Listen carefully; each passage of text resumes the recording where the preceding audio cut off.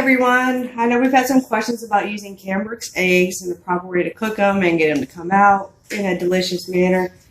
So I'm going to show you a quick little video of a couple of quick adjustments that I made that I think helps them come out a lot better. I found that if you make a smaller batch of the eggs, it's a lot easier to work with than making a big omelet. So instead of doing a quarter cup's worth, I'm only going to do 2 tablespoons to start with. And whenever you measure, you want to make sure you break it up with a fork. Kind of make it, break up all the lumps inside there. So when you mix it with the non-dairy creamer or rice milk or other non-dairy milk of your choice, you'll get a nice blend and you won't get these chunky pieces in there. I've also found that if I add a teaspoon of cornstarch to the eggs, it kind of helps absorb a little bit more liquid and it makes it less mushy, and it makes it a little bit easier to pull together, to flip, or to turn into scrambled eggs. So again, you're going to add a little bit of that there. And I got about a quarter cup's worth of rice milk, which is 4 tablespoons. So I'm going to slowly add that to the egg mixture, kind of blend it together.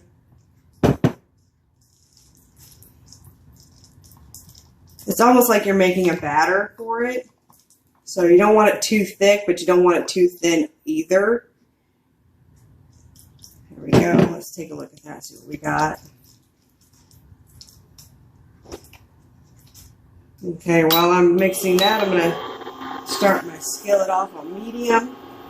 Heat up. I got about a tablespoon's worth of butter in the pan to keep it from sticking. There we go. We got a nice thicker texture there. Try not to add this liquid too soon because it will get absorbed by the egg mixture and the cornstarch. A little spatula there. Alright, my butter's coming to a sizzle. You're going to kind of spread this out in the pan, kind of like a pancake, once your skillet's hot and ready.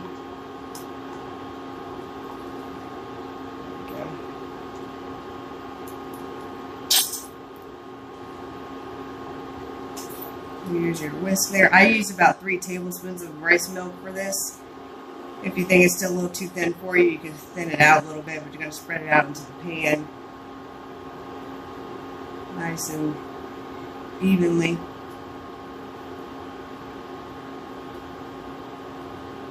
And just be patient with it. It'll work with you.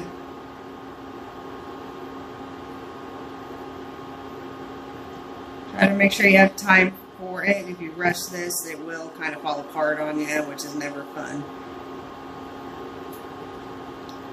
If you're going to make this into an omelet with vegetables inside, you might want to make sure you saute them, like the onions, peppers, mushrooms, things like that. Because if you're going to add them to an omelet, they're not going to cook with the omelet. They're going to stay raw. So if you want them cooked a little bit, you're going to need to cook it ahead of time. Alright, got that thinned out a little bit. It's going to make a smaller omelet. Or I can even show you, see how it's starting to brown a little bit on the bottom. You can kind of shift it around the pan. About what you want it to come to. So the cornstarch is going to be a little bit more of a thickener, so it's going to pull it together a little bit more, which for me makes it a little bit easier to work with. You can add other seasonings to the eggs as well. My daughter likes yellow curry powder. To me, it gives it kind of like, almost like a chicken flavor to it. And she really enjoys that. That's one of her favorite flavors. You'll start to see that you can spread this out just a little bit more once the bottom starts to come together. There we go. Make it a little bit more even with our little spatula here. And then in a minute, we're going to flip it. So we want it to be definitely set on the bottom so it doesn't fall apart on us. Let that go. Just an extra minute, and then we'll go underneath there. Make sure it doesn't stick. See, there we go. You see how it's looking so nice. And I can get underneath there easily and flip. There we go. Isn't that looking nice? easier to flip. And then you can turn that into an omelet if you want, or you can turn it into scrambled eggs. Makes it a lot easier to work with.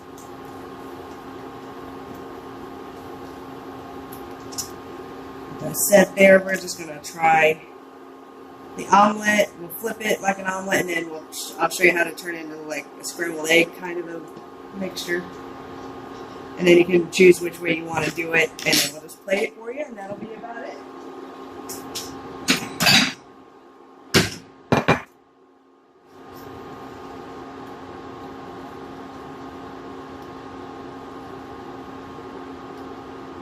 The nice thing about these eggs is that while it seems like they're a little bit gooey, it's kind of the eggy texture that we're trying to go for. There we go. Flip it. Look at that. That looks lovely.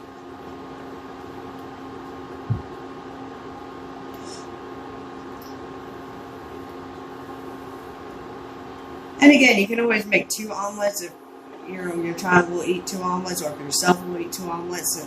But if you make them in smaller batches, again, it is so much easier to work with. Don't be afraid to cut things in half to make them work out for you. There we go. And then if you let it cook a little bit more, you can either leave it like the omelet, or you can start to chop it up like a scrambled egg. My daughter loves to help me cook this, and she loves to do this part. She feels like she just gets to scramble it all over the pan. It's her favorite thing to do. And there's your scrambled eggs. You got cheese in there already from the omelet form. There we go. Look at that. Beautiful. Scrambled eggs ready to go. And there we go. Beautiful, flaky, almost scrambled egg-like. There we go. I hope that helps you guys out. Enjoy.